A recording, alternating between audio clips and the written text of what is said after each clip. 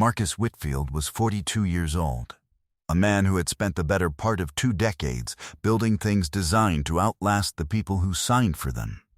He drove a 6-year-old sedan with a small dent on the rear bumper he had never bothered to fix.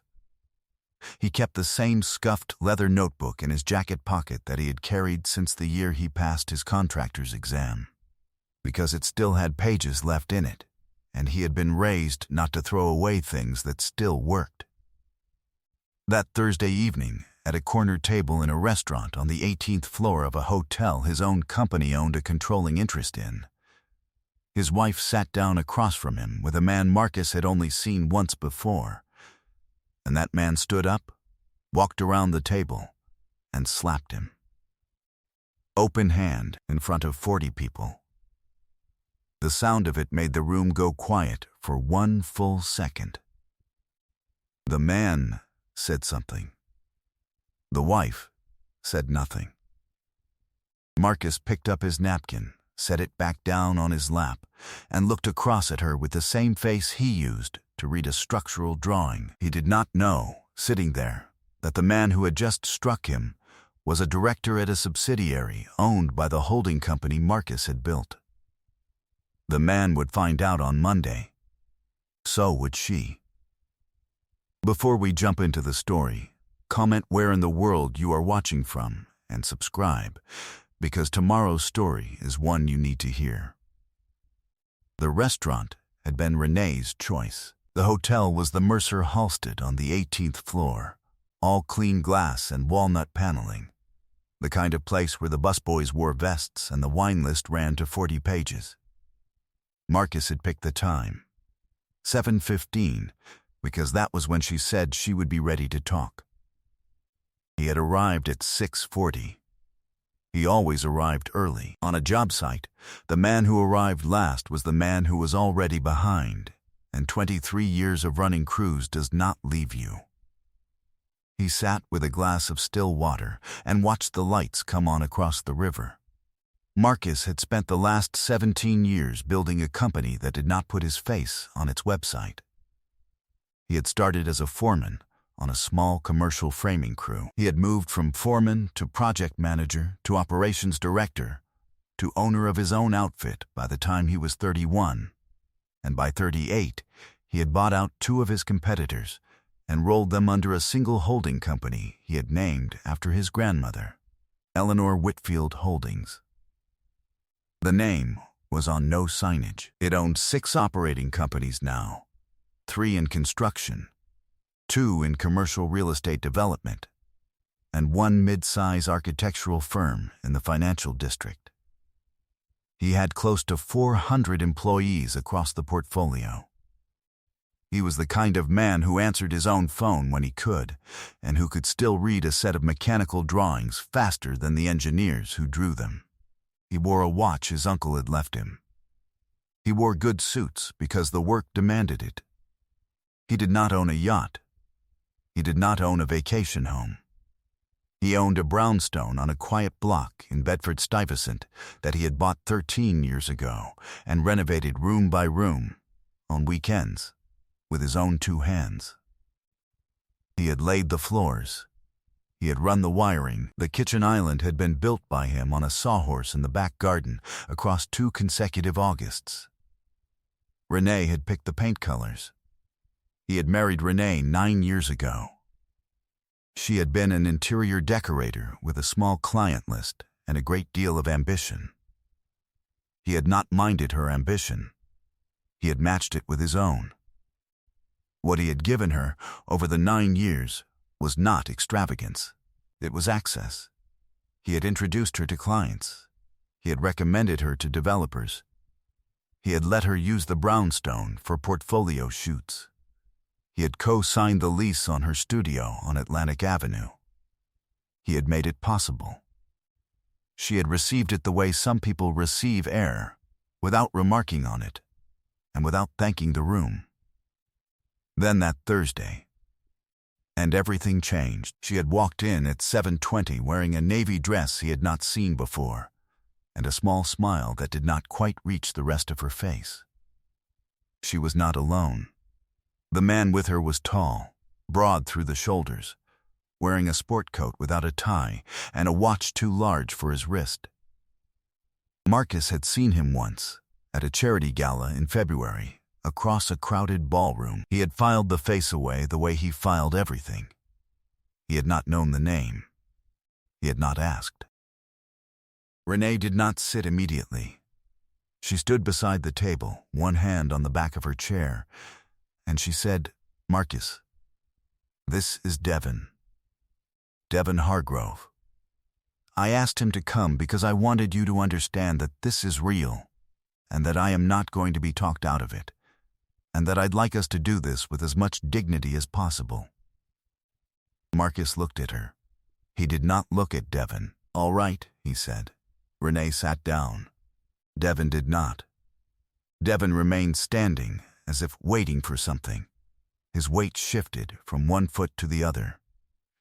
Marcus had seen junior project managers do that on job walks when they were about to be corrected in front of a client and were trying to get ahead of the embarrassment by being aggressive first.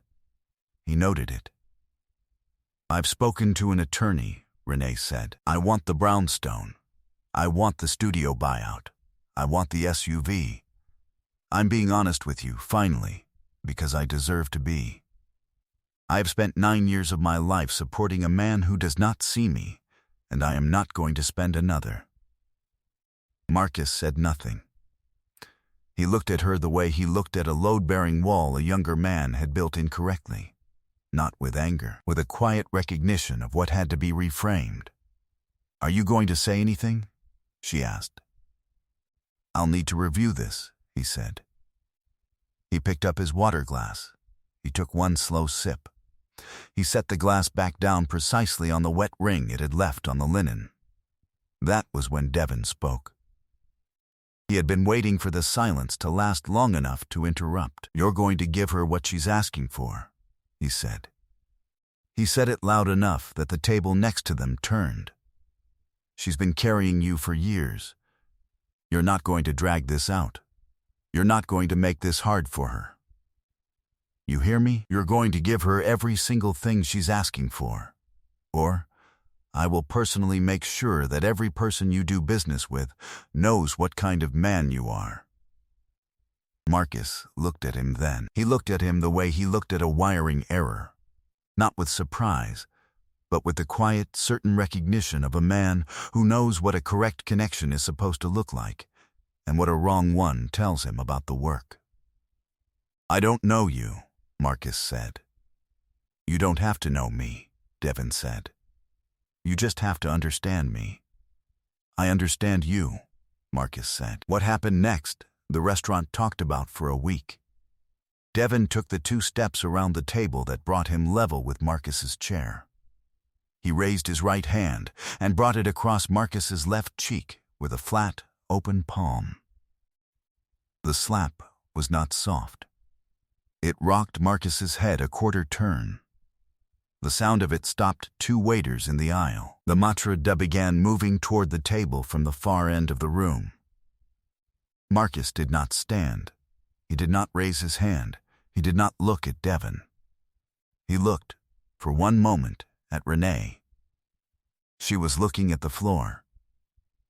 He turned his face back toward the river and the lit-up bridges, and he reached up with his napkin and pressed it once to the corner of his mouth. "That'll be enough," he said. Devin was still standing over him, breathing audibly, his hand still half raised, as if he had expected the slap to be answered and had not planned past that moment. The maitre d' arrived. He had known Marcus for 4 years. "Mr. Whitfield," the maitre d' said. "Should I know, Anton?" Marcus said. "Thank you. It's fine. Send my check to my office." He stood. He buttoned his jacket. He looked at his wife once, with no expression at all, and then he picked up his leather notebook from where he had placed it on the table, and he walked out of the restaurant. He did not look at Devin a second time. He did not need to. He had filed the face. He had filed the name. He had heard, in the way Devin spoke, something he had recognized immediately, and had not commented on. He would figure out what he was going to do about that later. Right now, he needed to drive to his aunt's house in Crown Heights and sit on her porch for an hour and not talk to anyone. 3 months before that, Renee had begun staying later at the studio. She had told him she was building toward a fall portfolio show. She had asked him, in late March, whether he would mind if she used his power of attorney to handle a refinancing on the brownstone while he was in Lagos for the airport project. The interest rates had dipped. It made financial sense, she had said. He had signed the form on his way to the airport without reading it carefully because he was running late and because he trusted her. He had been raised to trust his wife. He had told himself that what he saw in her behavior, the new perfume she wore on Tuesdays, the phone she now angled away from him at the dinner table, the dinner reservations she made in his absence, was the natural exhaustion of a marriage entering its second decade. He had told himself he would address it when he got home. His Aunt Celestine had known. She had known the way she knew most things about him, which was to say, completely, and without ever making him feel watched.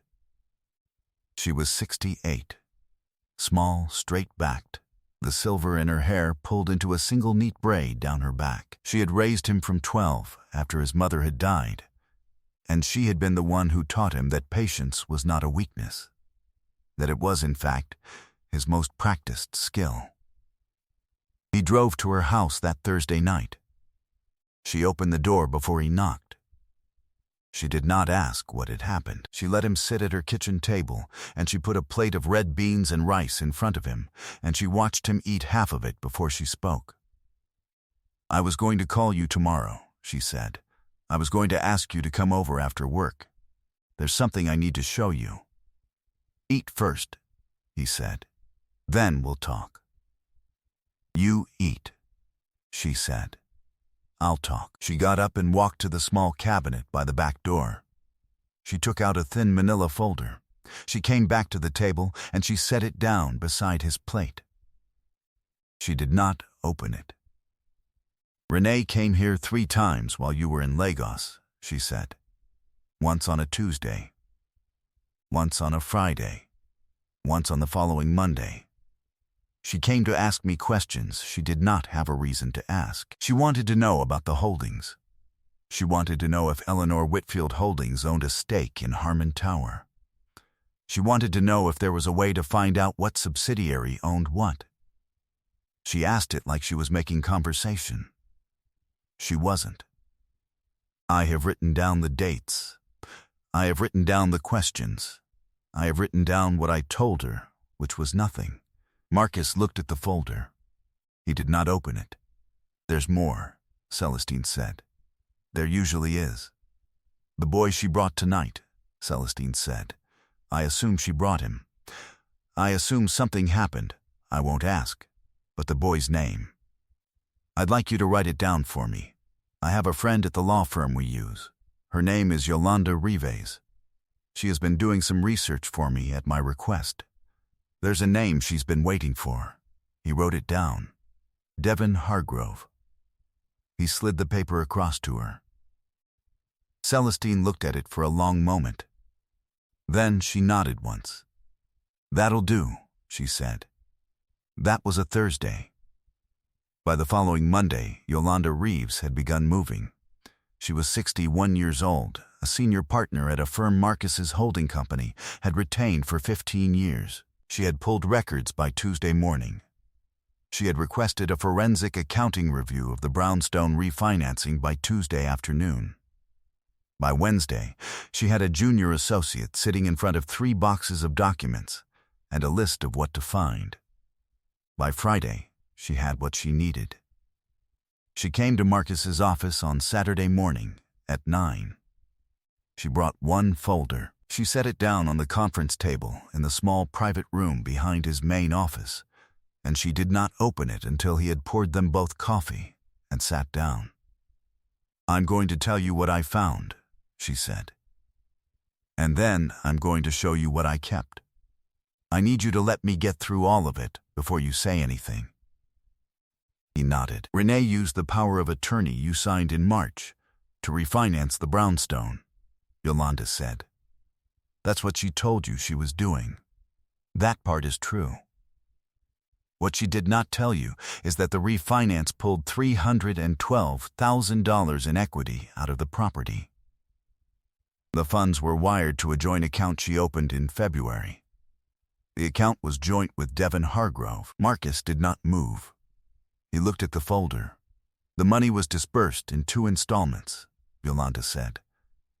The first installment, $190,000, was wired from the joint account to a limited liability company called Hargrove Concepts Group on April 11th. The second installment, $122,000, was wired to the same LLC on May 2nd. Hargrove Concepts Group is a Delaware entity. Its sole owner of record is Devin Hargrove. Its business address is a Up store in Hoboken. She turned the first page. I asked our forensic accountant what Hargrove Concepts Group does. The answer is that it is the holding vehicle Mr. Hargrove uses to invest in commercial real estate ventures that have so far failed to perform. There are 3 properties in the portfolio. All 3 are underwater. The capital infusion he received from your wife in April and May was used to make balloon payments on the senior debt on 2 of those properties. Without that infusion, missed, Hargrove would have been in default on both as of June 1st. Marcus folded his hands on the table. He looked at the document for a long time. Where does he work? He asked. Yolanda allowed herself then the smallest movement of the mouth. Not quite a smile.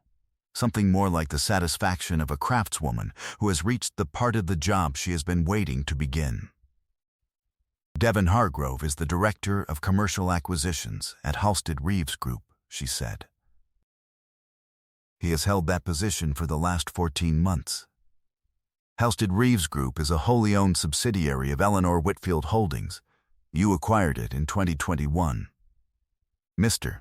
Hargrove answers to a vice president named Charles Ifeoluwa, who in turn answers to your COO, who in turn answers to you. Marcus looked up at her. He doesn't know, she said. I checked. He has never seen your name. The acquisition documents were signed under Eleanor Whitfield Holdings, LLC. He believes the parent company is held by a private trust. He has no idea who you are. Marcus stood. He walked to the window. He stood there for a long time, with his hands in his pockets, looking down at a street he had walked along every working day for 9 years. He could see the whole shape of it now. The questions Renee had asked Celestine in March.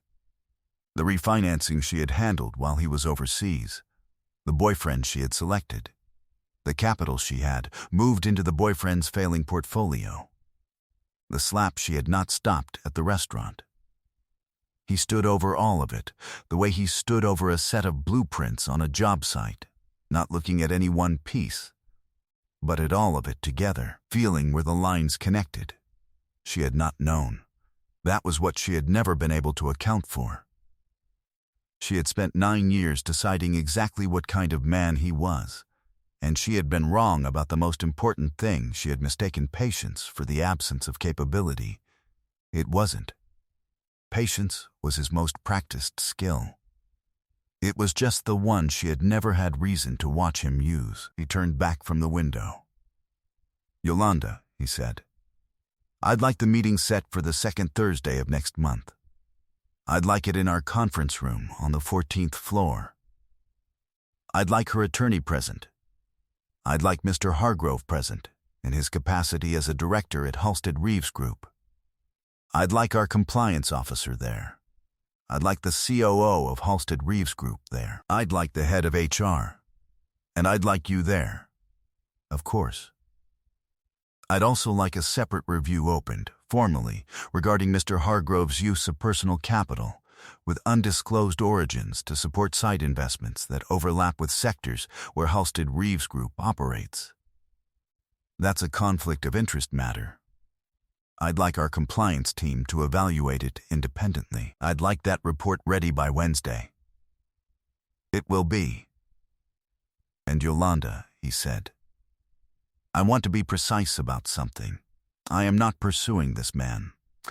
I am not pursuing my wife. What I am doing is allowing the structures we already have in place, fiduciary, financial, governance, to look at what occurred and respond as they would respond to anyone. He happens to be the one who placed himself inside those structures. She happens to be the one who placed him there. Understood. One more thing. Yes, call Renee. 2 weeks from today. Tell her that we are prepared to discuss a settlement, and that I would prefer to handle it without the matter going to court. Tell her I am cooperative. Tell her I want to be reasonable. Use that word. All right. He didn't move fast. That was the part she had never been able to see. If he had wanted fast, it could have been done before she finished moving her belongings out of the brownstone. One conversation. One document. Done.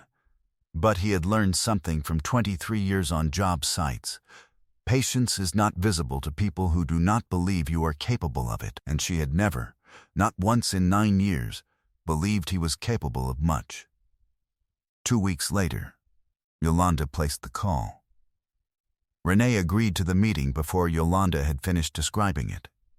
He could hear, later in the recording, the relief she had tried to keep out of her voice, and it mostly failed. She thinks this is already over, Marcus said. Celestin was sitting across from him. She did not say anything. She refilled his coffee. He arrived at the conference room 40 minutes early. He liked it that way. The 14th floor was quiet in the way that only Saturday mornings are quiet in Midtown. Yolanda came in at 8:30, followed by the compliance officer, a tall woman in a gray suit whose name was Nina Boateng, and then the COO of Halstead Reeves Group.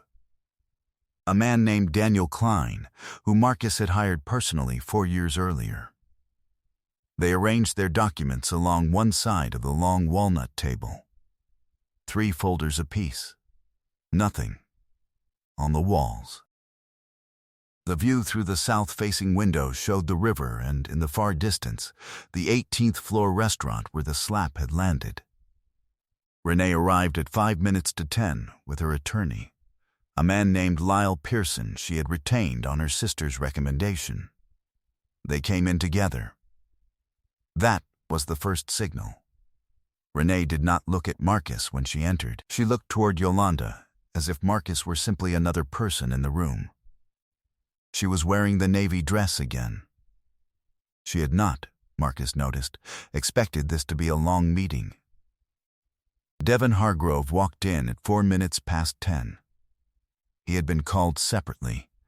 He had been told only that the COO needed to discuss a compliance matter with him. He walked into the room with the slightly impatient body language of a man who believed his time was being wasted. He saw Renee first. He stopped walking. He looked then at the rest of the table. His eyes reached Marcus. They stayed there. Marcus did not look back at him. He was reading a document. Yolanda opened the meeting. Thank you all for coming. Before any discussion of settlement terms, there are several matters that require acknowledgement by the parties in the room. She opened the first folder. She laid the first document on the table. She turned it so it faced Renee and her attorney.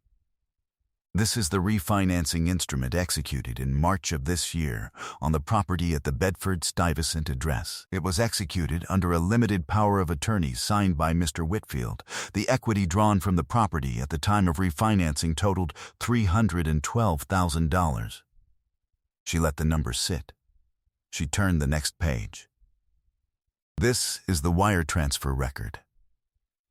The funds were deposited into a joint account in the name of Renee Whitfield and Devin Hargrove. The account had been opened the previous month. Mr. Whitfield was not a signatory and was not informed of its existence. Devin had gone still. Renee had not yet understood that the second name had been spoken. Nina Boateng placed the next document on the table. This is the disbursement record from that joint account. 2 installments, $190,000 to Hargrove Concepts Group on April 11th, $122,000 to the same entity on May 2nd. Hargrove Concepts Group is the personal investment vehicle of Mr. Hargrove. Mr. Hargrove is a director at Halstead Reeves Group, which is a wholly owned subsidiary of Eleanor Whitfield Holdings. Daniel Klein spoke for the first time. Mr. Hargrove, did you disclose to Halstead Reeves Group at any point during your employment that you owned a competing private real estate vehicle? Devon's mouth opened, then closed. For the record, Klein said, I will note that no such disclosure exists in your personnel file. Yolanda turned the third document. She turned it so that it faced Devon. This is the ownership chart for Eleanor Whitfield Holdings. As of the date of this document, the sole owner of Eleanor Whitfield Holdings is Marcus Whitfield. The same Marcus Whitfield to whom you spoke on the 18th floor of the Mercer Halstead Hotel 4 weeks ago this Thursday. The room was quiet for 14 seconds. Marcus counted them. Renee's attorney looked at his client. He looked at her the way an attorney looks at a client who has misrepresented the situation to him before the meeting began. Devon had not moved. His hand was on the table, the hand he had used. Yolanda did not look up. We want to be precise about what is happening here today. We are not making criminal allegations. What we are doing is disclosing that this documentation exists, that it has been preserved, and that the following actions will occur as a matter of course. First, the civil filing has already been made to recover the funds drawn from the marital property without authorization. Second, an internal compliance review at Halstead Reeves Group has been opened with respect to Mr. Hargrove's undisclosed competing interests and the source of the capital used to fund them. Third, the matter has been referred to outside counsel for evaluation under the Holdings Group's fiduciary duty policies. Klein closed his folder. Mr. Hargrove, you'll be hearing from HR by close of business Monday.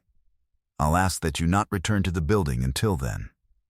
Devon's expression had not changed, or rather, he had worked to keep it from changing, and the effort was visible to anyone watching closely enough. Marcus was watching closely enough. Yolanda said evenly, We'll allow 15 minutes for the attorneys present to review the documents. Marcus stood. He gathered nothing from the table. He had brought only the leather notebook, and it had not been opened. He buttoned his jacket. He nodded at Daniel Klein, shook Nina's hand, and walked toward the door. He stopped. He turned to Devon. He said it quietly, only for him, not his performance. Because it was meant for him. You hit a man you didn't know, Marcus said. That's a thing you can survive.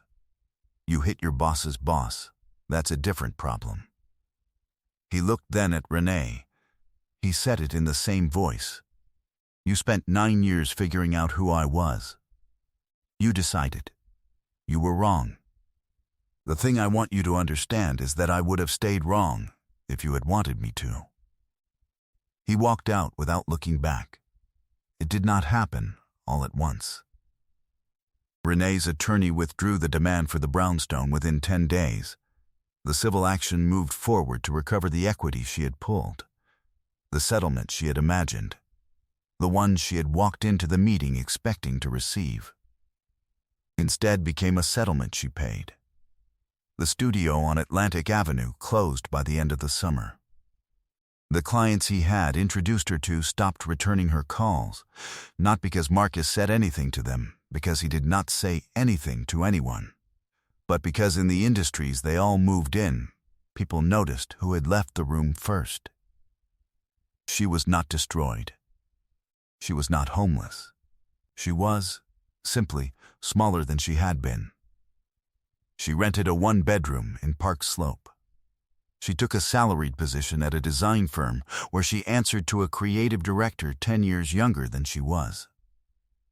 She was carrying the weight of what she had chosen, the way a person carries something they cannot set down. Not dramatically, just constantly. Devin Hargrove was terminated on the Monday following the meeting. The compliance review found 3 additional undisclosed conflicts within his portfolio. He was barred, under the terms of his separation, from holding a director-level position in the commercial real estate sector for a period of 5 years. Hargrove Concepts Group filed for dissolution in October. The 2 underwater properties he had been propping up with Renee's $312,000 were foreclosed. His name was attached to the foreclosure record. In an industry that had, until that summer, considered him a coming young executive, his name became a quiet warning. Marcus did not speak publicly about any of it. He did not need to. His name had never been on the website. It was not on the building. It was on the documents that mattered. He answered every call the same day. He gave accurate timelines. He hit them. 14 months later, on a Saturday morning in late September, Marcus sat on the back porch of the brownstone in Bedford-Stuyvesant, with a cup of coffee and a set of mechanical drawings folded across his lap. The garden behind the house had been replanted that spring. His Aunt Celestine was inside, in the kitchen, talking on the phone with one of her old church friends. He could hear the rise and fall of her voice through the screen. The morning light was flat and clean across the wood of the porch. He had laid this porch himself 11 years ago on a Saturday, very much like this one. He could still feel, in the back of his hand, the exact weight of the framing hammer he had used. He looked at the drawings. They were for a small library his company was building in a neighborhood not far from this one. A building that would have his grandmother's name carved above the front door. He found a pencil in his jacket pocket. He made one small notation in the margin, near where the steel ran. He folded the drawings back along their creases. He went inside. He went inside and turned off the porch light. I hope you enjoyed that one. Be sure to like the video and subscribe so you don't miss the next story. I've picked out 2 more for you that I think you'll really like.